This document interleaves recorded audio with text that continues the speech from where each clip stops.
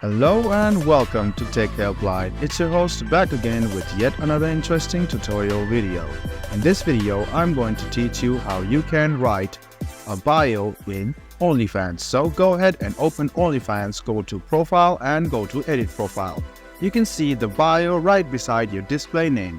You can go ahead and write anything in your bio and make sure it doesn't violate the community guidelines. You can write whatever you want which describes you, and then you can go ahead and click Save, which is on the right hand corner. Click Save and then your bio will be saved.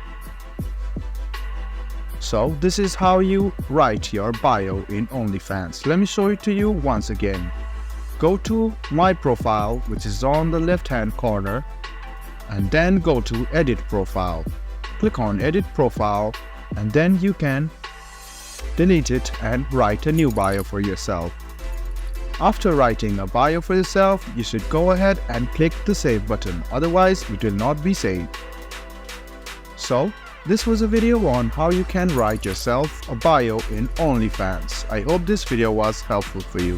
If you still have any kind of confusion, please do mention us on the comment section down below. Like the video, subscribe to the channel and do hit the bell button for more.